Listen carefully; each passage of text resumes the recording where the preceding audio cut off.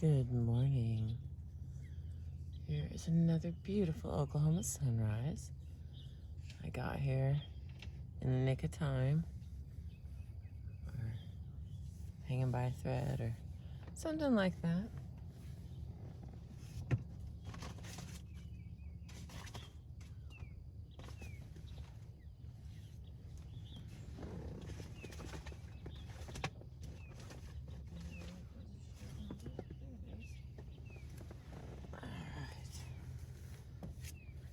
Shoes off.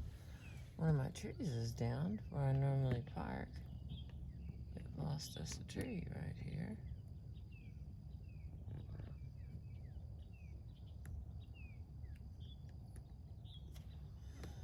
Birds are here. Oklahoma is beautiful in the morning. About mid-afternoon, it really heats up. Okay, let's see, what do I have here? All right, we're going to continue on page 133. Fulfilling sporting dogs. If you have a sporting breed dog with a genetic drive as strong as Gracie's, you cannot be a true pack leader unless you have control over the activities that spring from that drive. When the light bulb of that idea went on for John Grogan, he came up with a brilliant metaphor for it. And I'm going to borrow... Oops, sorry, got attacked by a mosquito. And I'm going to borrow it here.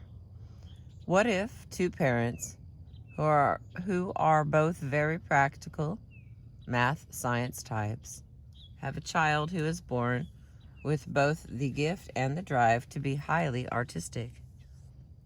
That child will flourish if the parents guide him in that talent, giving him crayons and paper, showing him art books, and encouraging him to take art classes in school. But what if the parents totally ignore the child's talent and his need to express it? That child is naturally going to be driven to find a way to express it on their own.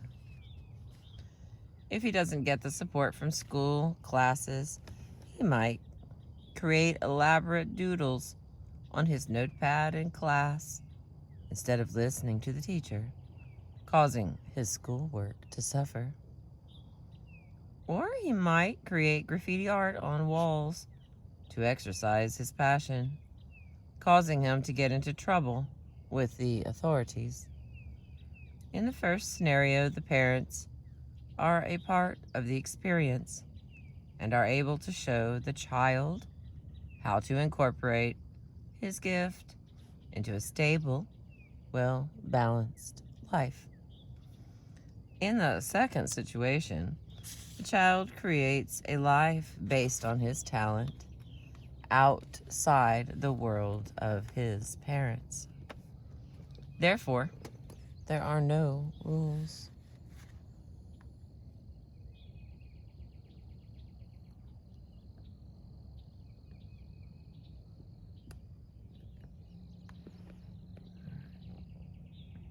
Let's see, that looks straight.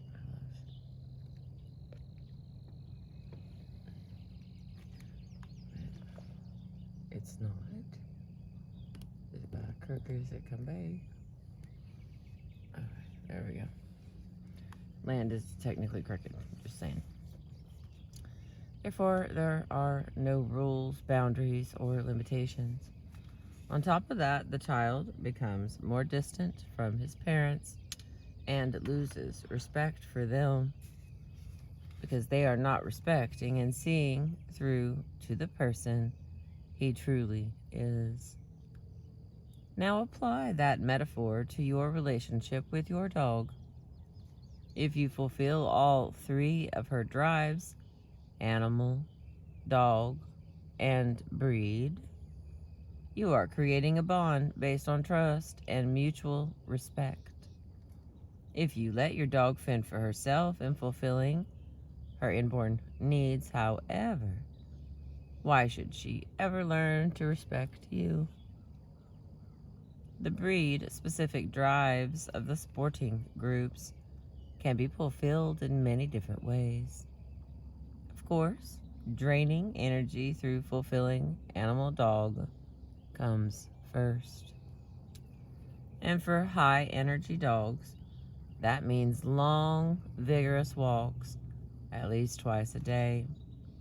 For any of the breed categories, tools and techniques that can help you reduce your walk time and distance, or simply create even more challenging experiences for your dog, including biking, rollerblading, skateboarding, and putting a backpack on your dog during the walk.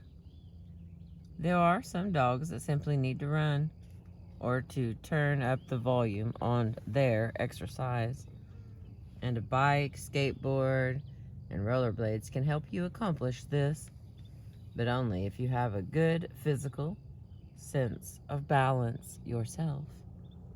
The backpack creates added weight to make the walk more physically vigorous, but also creates a psychological challenge through the act of carrying.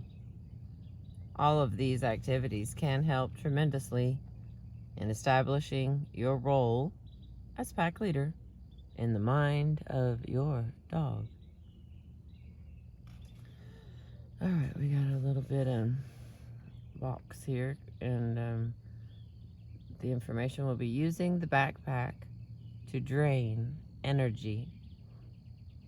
First one, make sure your dog has a full physical at the vet to determine whether or not she has any back problems that might prohibit her from safely using the backpack, and learn how much weight your dog can safely carry and for how long.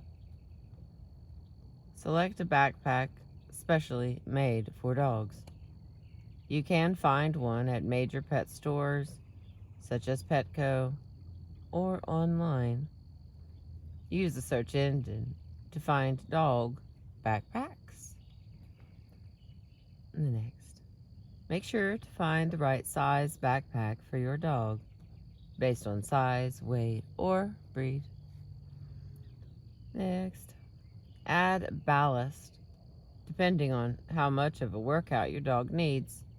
I advise weights from 10 to 20% of your dog's total body weight.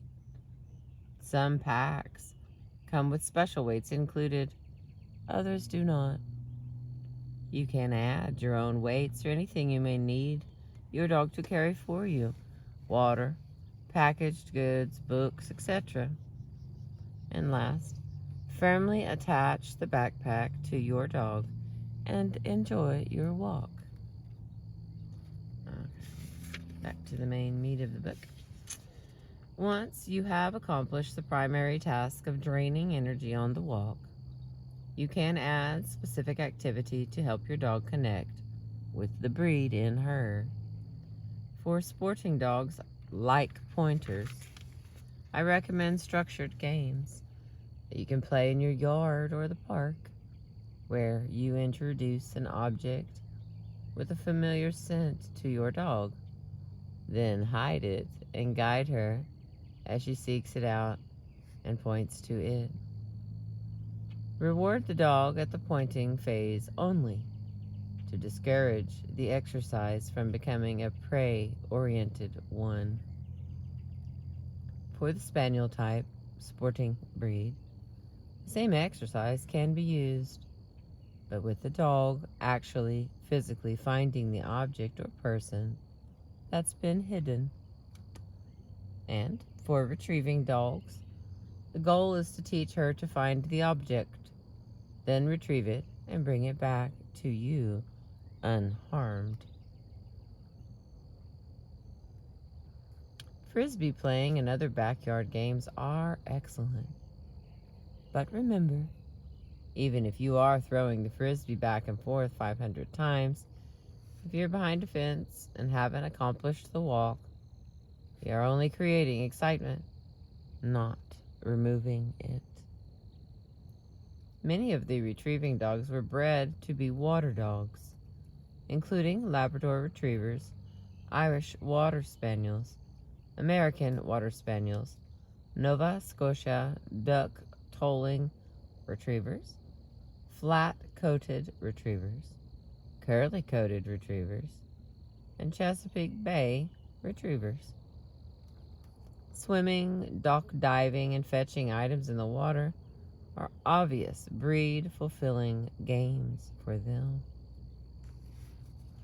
Sporting dogs often excel in search and rescue activities. Therefore, a variation on these games that I often recommend to clients is the Find My Family exercise, or what search and rescue trainers call a runaway. Family members hide in various places.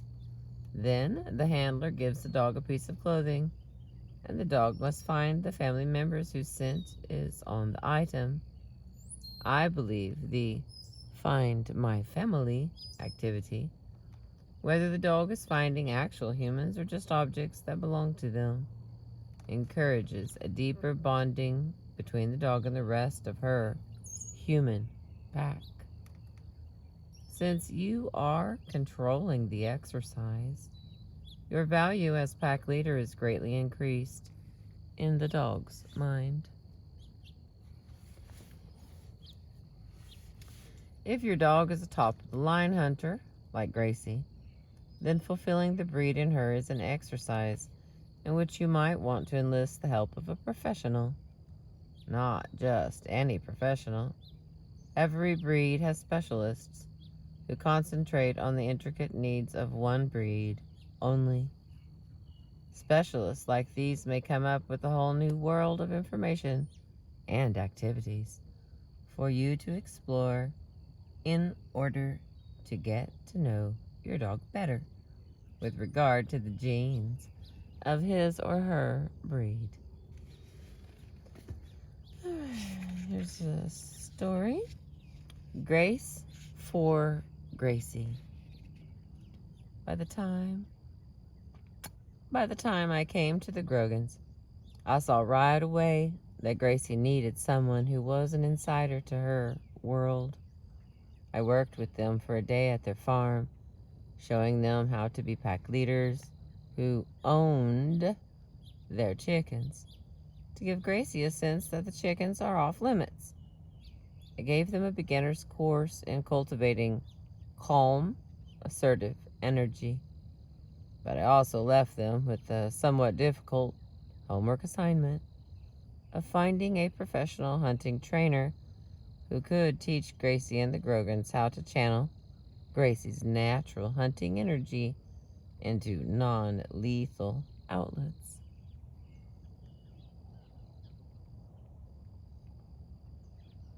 I'm always encouraging my clients not to give up on their dogs and never to give up on themselves, even when others are telling them to quit. The Grogans did not give up. Jenny later told me that she contacted 9 different hunting and obedience professionals in her area, and all of them turned her down. It can't be done, they told her, because the Grogans didn't actually want to teach Gracie to hunt with a gun. They just wanted to redirect her hunting instinct. 9 out of 10 people told Jenny that it was impossible. But Jenny persevered until she found Missy Lemoy, an obedience and retriever field trial trainer from Hope Lock Kennels in Easton, Pennsylvania. Missy is experienced in training dogs to run competitions and field trials and hunt tests, and is one of my favorite types of people. She sees no limits and always sees a challenge as a possibility. She came to the aid of the Grogans by teaching them how to develop a dog's inborn skills in helping her become the best dog she can be. One of the first things Missy warned the Grogans about was that it would take a lot of work and commitment to get Gracie from the dog she was to the dog they wanted her to be. Most people simply don't have the energy or the time to put such intense work into their dogs. But the Grogans, and especially Jenny, were willing to step up to the plate and face the daunting challenge. Missy began with the same exercises as I did, trying to desensitize Gracie to feathered friends and reduce her obsession with fowl, except she chose a less excitable duck rather than a chicken. The goal was to desensitize Gracie slowly through obedience commands until she ignored the duck. That went hand in hand with the basic obedience work Jenny was doing with her. Basic commands that communicate to the dog, you have to listen to me, and you have to take your cues from me. The second phase of Missy's work with Gracie involved her hunting instinct. We had to overcome the disadvantage that Gracie had, Missy told me. Since she was born with all the instincts but hadn't been raised to hunt in a disciplined fashion since she was 7 weeks old, like my own dogs, we had to find something to motivate Gracie. And I chose her family because her family motivates her. She loves her family. So using the search and rescue technique of the runaway, we created a giant game of hide and seek where her family members run and hide, and Gracie simply goes and finds them. When she does, she gets lots of praise and a little treat.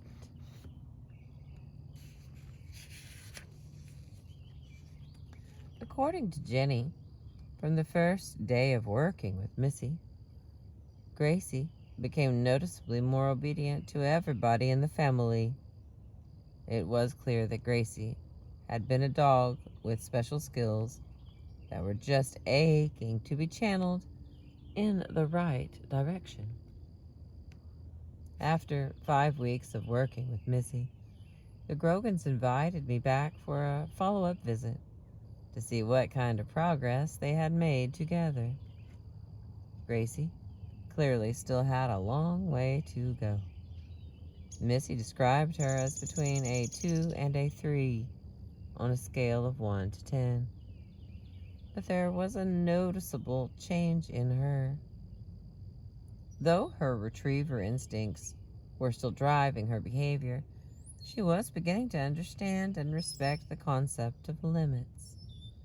But the day I came to call on the Grogans, Missy Lemoy had a special treat for all of us, and especially for Gracie. She brought along her champion Labrador Retriever, Hawkeye, who gave us an amazing demonstration of a blind search. Missy hit a retrieving bumper far away on the property, and then, using only hand signals and energy, directed Hawkeye to find and retrieve the object. We all were in awe of how well Missy and Hawkeye communicated, even though not a sound was uttered. Between them, there was the highest level of both respect and trust. The two were totally in tune with each other, the way that I am in tune with my pack. Missy was fulfilling all 3 dimensions of Hawkeye as an animal, a dog, and a Labrador Retriever breed. And Hawkeye was saying, "Thank you," with his enthusiasm and obedience.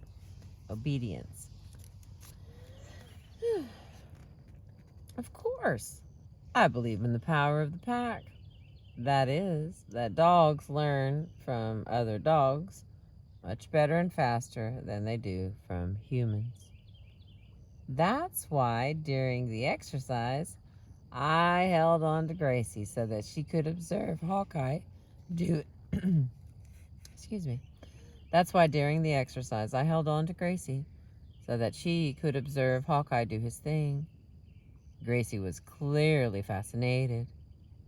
Something deep inside her really responded to the whole communication between Missy and Hawkeye.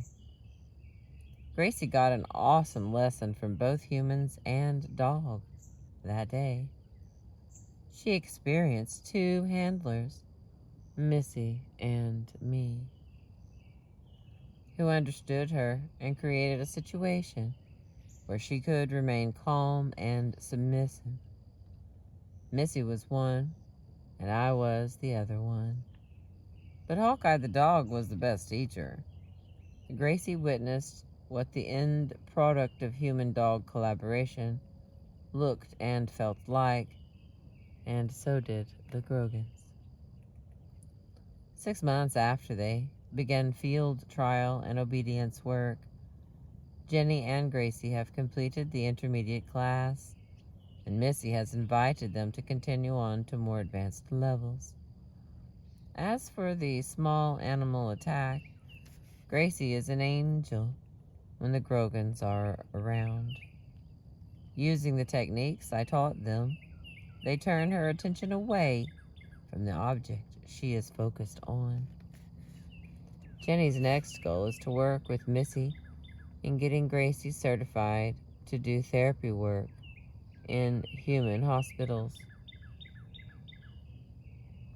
The Grogans are now recognizing a lot of the mistakes they made with Marley and trying not to repeat them with Gracie.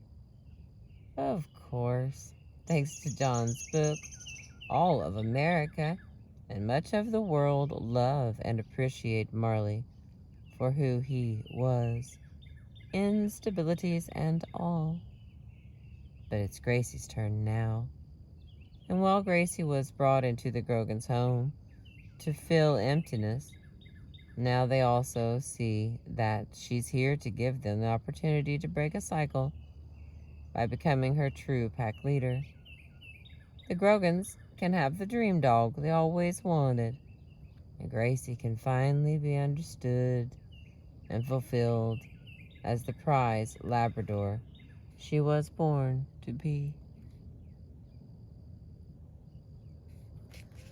All right, the next one. The Hound group. The Hounds are believed to be one of the oldest groups of dogs, bred for cooperating with humans. Dog skeletons resembling Basenjis have been found in ancient burial. All right, hang on. Dog skeletons resembling Basenjis have been found in ancient burials alongside primitive humans, and drawings of canines that look like greyhounds or pharaoh hounds cover the walls of tombs from ancient Egypt. Hounds are hunters, pursuing their quarry, unlike sporting dogs. They're usually mammals, not birds, using sight, scent, or a combination of both. However, unlike the sporting group of dogs, these guys traditionally didn't wait for the slower humans to set off the chase. They ran ahead of the hunter.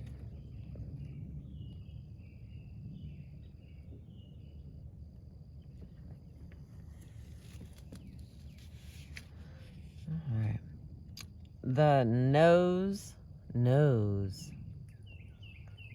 The family of scent hounds includes the basset hound, the beagle, the coon hound, the bloodhound, the dachshund, the American and English foxhounds, the harrier, and the otterhound. As we've discussed, scent is the most important sense for all dogs, but the nose is everything for these guys. and the humans who began breeding them made the most of their biology. For dogs, such as bloodhounds, it's said the wrinkles in the face function to steadily hold the scent they're following close to the nose, and the long, lazy ears keep them from being distracted by sound when they are on the trail. Some of them, like the dachshund and the beagle, were even bred with shorter legs to keep them lower to the ground. Often they prefer to hunt in groups, and if you ever get a chance to watch a pack of scent hounds go after something, you'll see the miraculous power of the pack at its finest.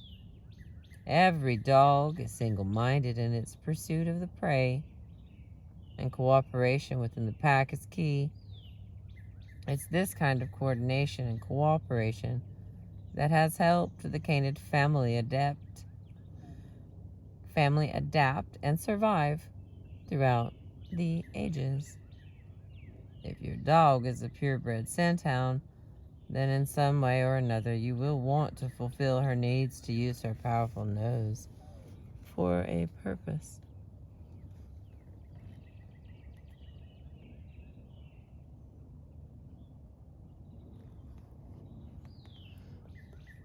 Like there was a boat out there and there was nobody on it. Did it move? Maybe somebody was on it. They're like laying down or something. I mean, animal's gonna animal, you know what I mean? Man, I was really hoping to. I think it's over there. Like a green boat. Looked like it had gotten lost. In my imagination, anyways. Like, oh, it's broken free from its station in life. Don't do that, boat.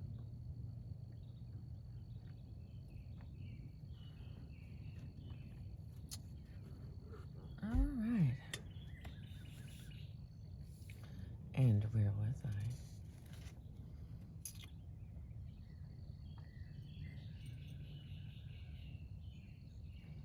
I? Alright, next one. Banjo's Homecoming. We are on page 142. One of the most powerful moving cases I had during the third season of Dog Whisperer was the case of Banjo from Omaha, Nebraska. Beverly and Bruce Lackney, two of the most selfless people in this country, foster abandoned dogs until they can find families to adopt them. While Beverly was working at the Nebraska Humane Society, she came across the cage of a black and tan coonhound whose chart told her he was scheduled for euthanasia because he was too fearful of people and so couldn't adapt to a human placement. Beverly was immediately taken in by Banjo's mournful brown eyes and soft, floppy ears, and so she began to look into his history. It turns out Banjo had spent his entire life as a laboratory dog in a research facility and was the subject of medical experiments. He was kept in a sterile metal cage next to other animals in similar metal cages, with no contact for warmth from another being. The only interaction he had with humans was when a person in a white lab coat came with a syringe to draw blood. The lab workers were trained not to interact or develop any kind of emotional connection with the animals they use for experiments. So there was no warmth in Banjo's life, no respect or acknowledgement of his basic dignity as a living creature. No wonder he didn't trust people. Beverly adopted Banjo and brought him home. She kept thinking that all it would take was time and comfort and unconditional love, and he would eventually come to trust her. But 4 years passed, and still Banjo shrank from all people, even her. He seemed to have a good time playing with the other foster dogs, in the Lackney's yard, but wanted nothing to do with people. At her wit's end, Beverly took him to a vet to make sure he didn't have any kind of neurological or physical problems that were causing his extreme fearfulness. And she was told that physically he was fine, but his experience in the lab had probably emotionally stunted his growth. This vet suggested the best thing Beverly could do for Banjo was put him out of his misery and take him out of this world for good. But Beverly is not a person who includes the word quit in her vocabulary, especially when it comes to one of her animals. Instead, she called me.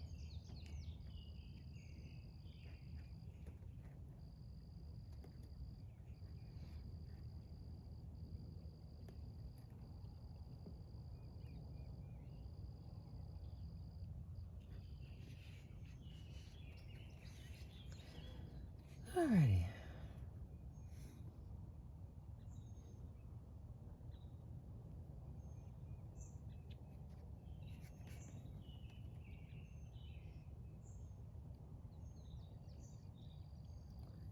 And just like that, I lost my spot.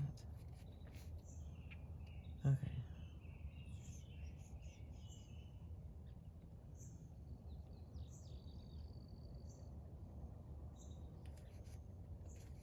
Most of the cases, I get involve dogs that love and trust their owners, but do not respect them. As in the case of Gracie and Marley. In Banjo's case, however, there wasn't even that basic foundation of trust. Part of the problem was that while Beverly had been petting and comforting Banjo, she was nurturing his instability. Eventually, she could give him affection, but first she needed to help him move forward on his own. After I arrived in Omaha, I spent several hours working with Banjo, letting him gradually get to know me and developing the beginnings of what it would be like for him to actually trust a human being. I cannot stress enough that we have to learn how to practice the highest levels of patience with any fearful animal. You have to let the animal use her own initiative to come to you and get to know you. You absolutely cannot force your presence on the animal.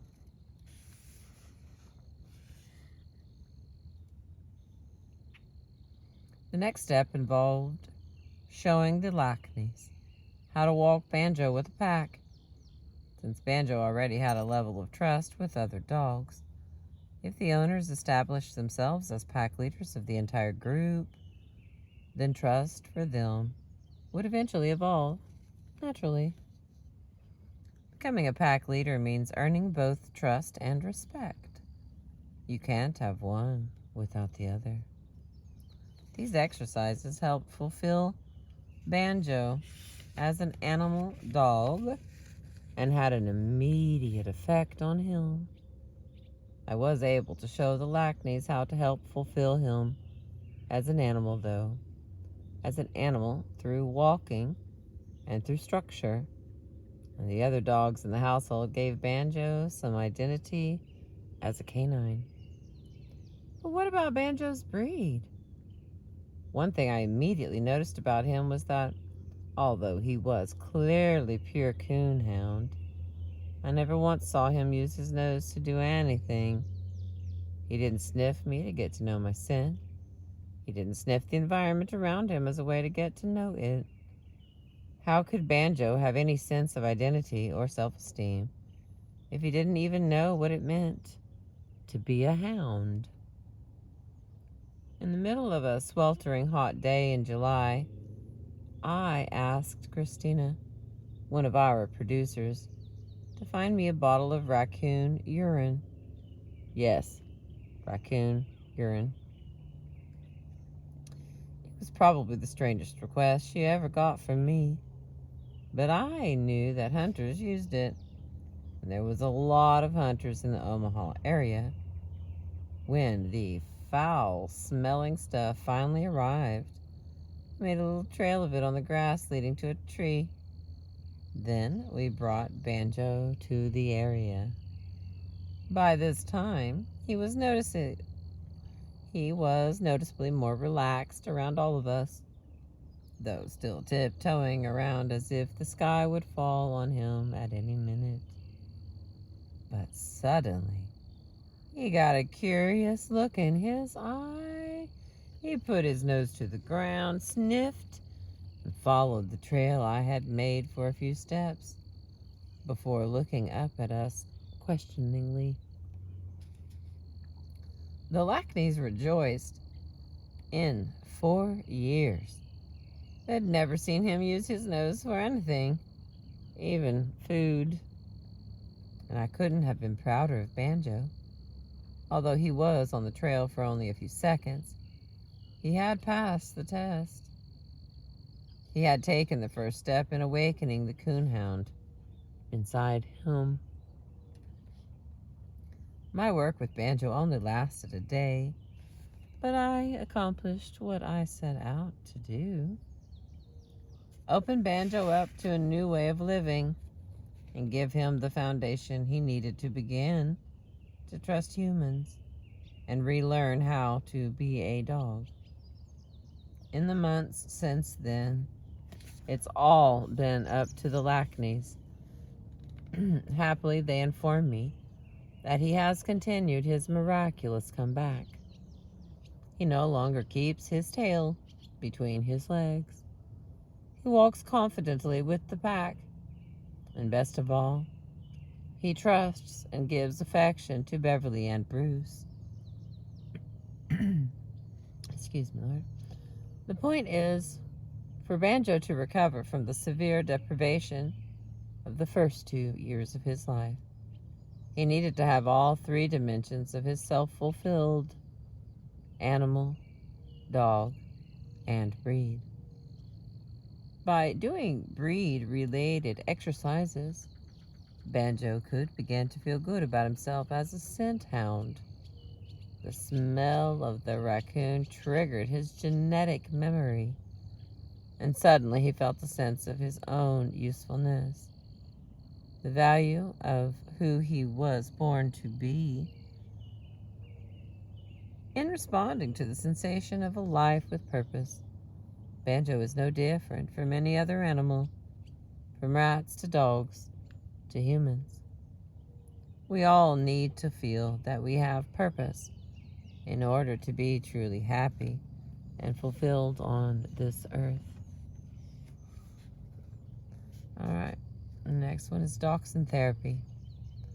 When a dog has lost her identity as a member of a breed, another dog that strongly exhibits breed-related traits can be the best therapist to help her.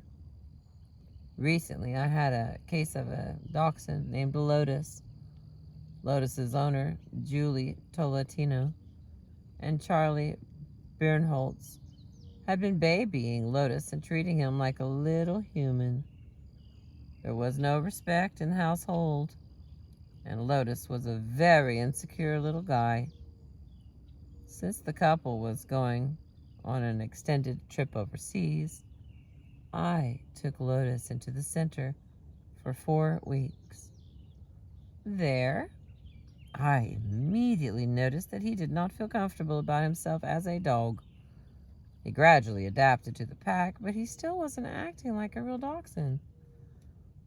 There is a Buddhist proverb that promises, when the student is ready, the teacher will appear.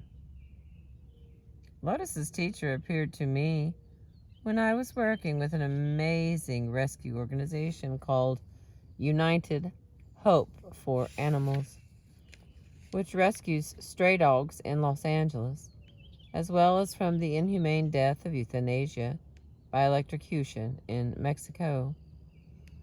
The moment I saw Molly during the United Hope for Animals shoot, I thought of Lotus. Molly was yin to Lotus's yang, a purebred dachshund who had clearly lived a terrible life of deprivation, but somehow she had really kept the dachshund side of her alive. She was doing all the typical little dachshund things like burrowing, digging, hiding, using her nose all the time when she walked. I decided to adopt Molly then and there, to become a member of my pack, and also to become a breed role model for Lotus. Once Molly arrived, Lotus seemed very curious about her, but reserved at first. He gradually began to hang around her and watched as she burrowed in my gardens, digging in so deep that it was almost impossible to find her. It only took a day or two before Lotus was burrowing too, and suddenly, Lotus and Molly were a team. Normally, I don't allow the dogs to destroy the landscaping, but in this case, it was for the sake of Lotus's therapy.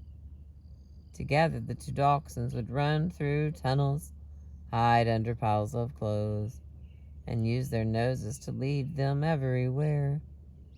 Lotus had not been doing any of those things before Molly came into our lives. Molly was able to do what no human could do, to bring out the dachshund and spoiled, pampered Lotus. A few more here.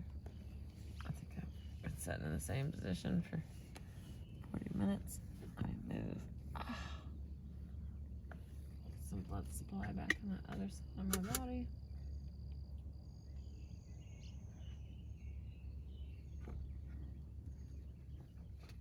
All right. Page 147 here. Be the Pack Leader by Cesar Millan. Fulfilling scent hounds. Obviously, scent hounds need to use their noses. In fact, most of them will, whether you want them to or not. After making sure you fulfilled their exercise and discipline needs, the runaway game we use with Gracie is an ideal exercise to give the breed and them a challenge. Instead of letting them smell every single pole in the neighborhood on a walk, we take items of clothing with members of your family. Take items of clothing with members of your family scent on them and present them to your dog. Then deposit each of them in various places along your regular route. Reward your hound every time she finds one of the objects. This now becomes her job and a physical, psychological challenge. Now, to find one scent and disregard all the others takes a lot of concentration. And the more your dog concentrates on something that you ask her to do, the more energy she drains. Higher energy dogs can do the same exercise with a backpack on to make it even more difficult.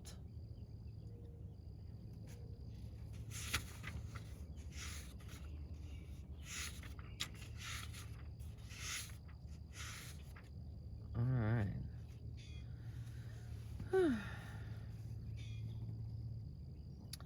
Fulfilling sight hounds. Sight hound breeds include Afghan hounds, Basenjis, Borzoi, greyhounds, Iberians, Irish wolfhounds, Salukis, Scottish deerhounds, and Whippets. Unlike scent hounds, which were bred to sniff out prey in bushy or wooded areas, the ancestors of sight hounds probably hunted in more open areas, deserts, plains, and savannas, where they could see over long distances. Sight hounds are ancient dogs.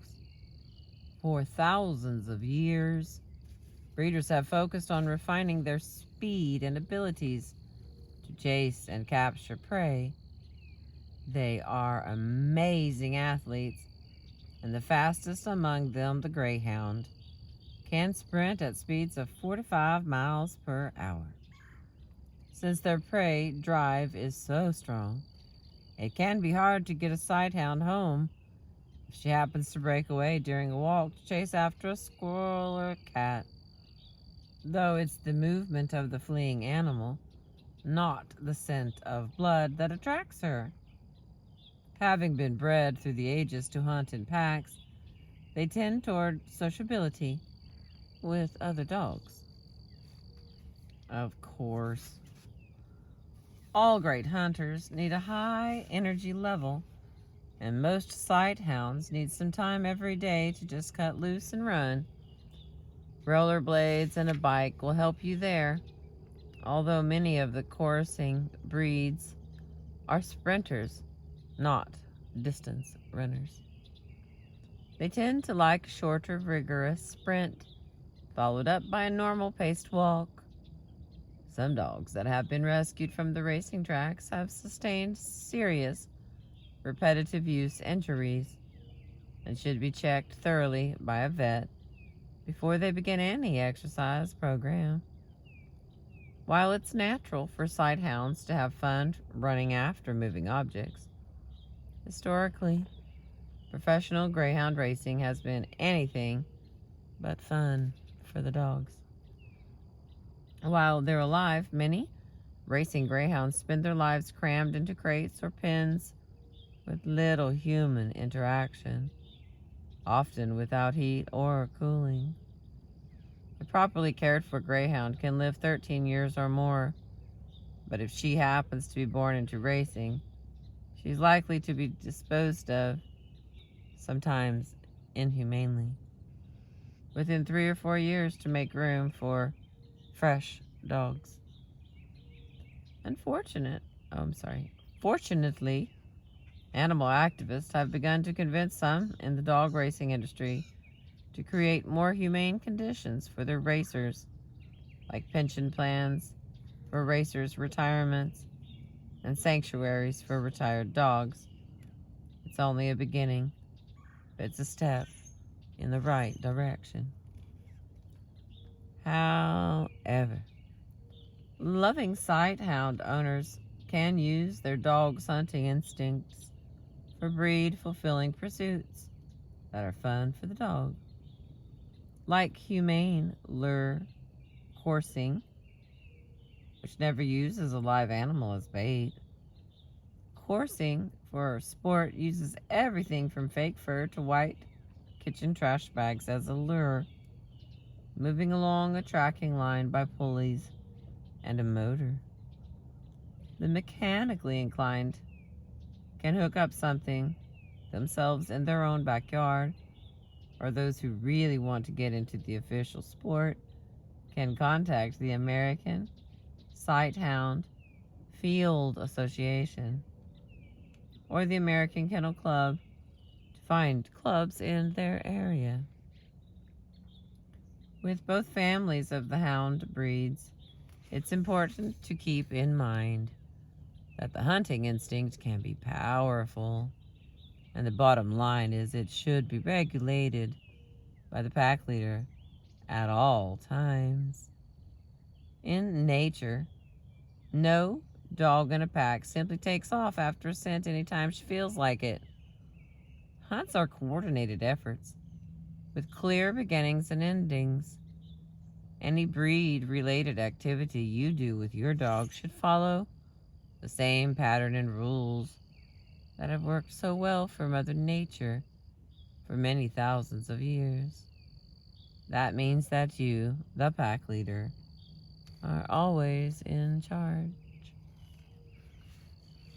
I think we got a little bit more time before my phone heats up. Read us another one in here. The working group. As humans evolved from primitive hunter-gatherers and began to raise domesticated animals and settle down into villages, they began to look for dogs to help them in other ways besides hunting and tracking. Hence, the working group of dogs were bred for guarding, pulling, and rescuing. Some breeds for only one of these purposes, others for two or three. The humans who created these breeds selected for body size and shape, strength and perseverance, and sometimes aggressiveness, in the case of guard dogs.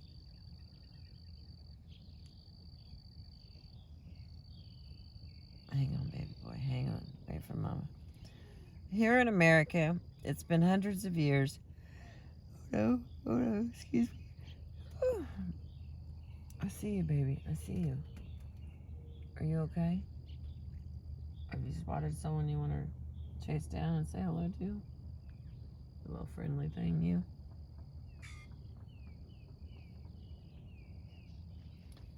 Okay, I was talking to my dog. Because, you know, audience member number 1 gets the most attention.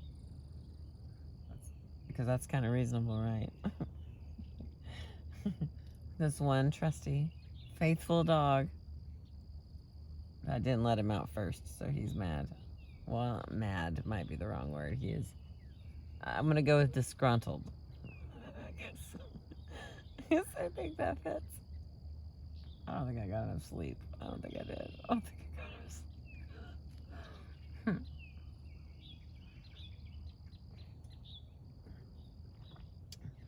I probably did. But I don't think I did.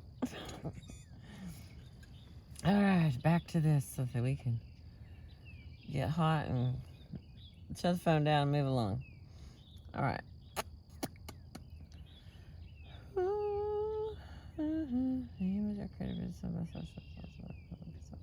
Here in America, it's been hundreds of years since most of us brought home dogs in order to hunt large game, fight other dogs, or attack men and animals.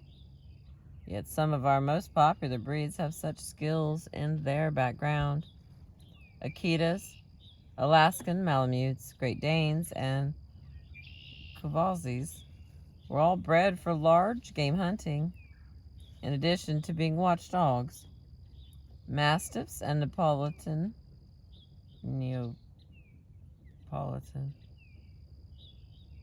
Mastiffs both have ancient roots as war dogs and fighters who combated men, lions, tigers, and even elephants in the Roman gladiator rings.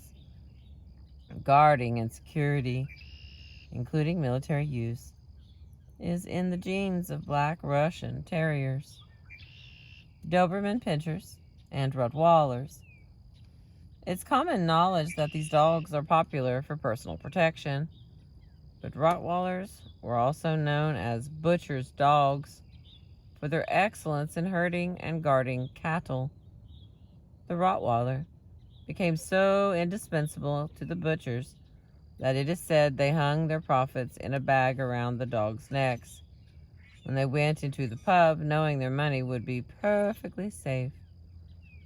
The more purebred the breed, the more likely their breed-specific qualities will surface. If you, as pack leader, do not fulfill animal and dog completely. And because of their size, these dogs obviously can do a lot more damage when their pent-up energy erupts than a beagle or a greyhound can.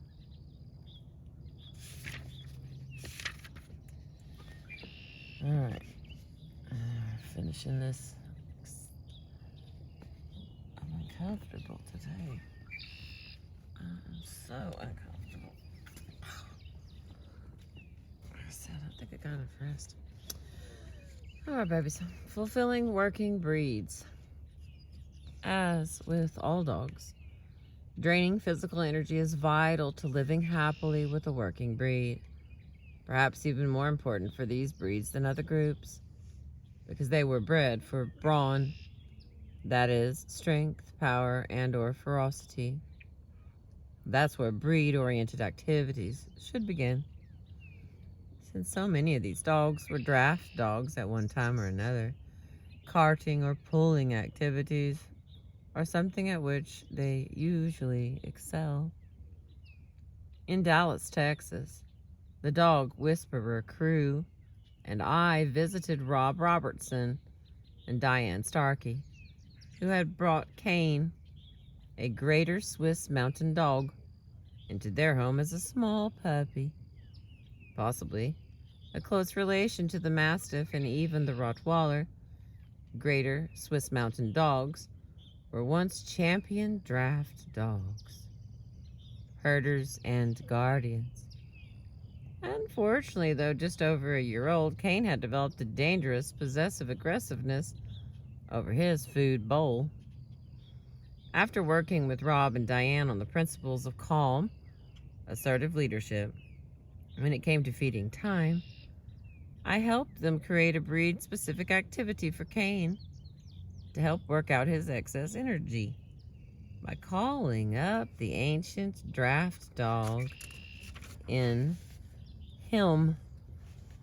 Using a flatbed cart, our production team devised a makeshift cart for Cain to pull. Cain was a little jittery at first, but once he got used to the sound of the cart following behind him, he threw himself into the pure joy of his ancestral livelihood.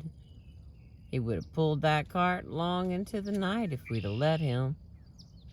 Though we city dwellers usually balk at the idea of making our dogs into beasts of burden, the truth is, working breeds such as greater Swiss mountain dogs, Rottweilers, Samoyeds, and Siberian Huskies really flourish when given this kind of physical psychological challenge. They don't look at pulling as a chore, they look on it as the kind of challenge that makes them feel useful and brings out the best in them. Rob and Diane look forward to raising a family soon and are hoping that Cain will be the most popular dog on the block, and that one day he'll be pulling their child and all his or her friends along on his cart.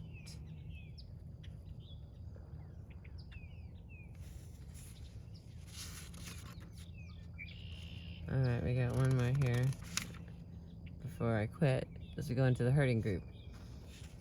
This one is, I don't know how to say this word, Dachshund, so it's SCHUTZHUND.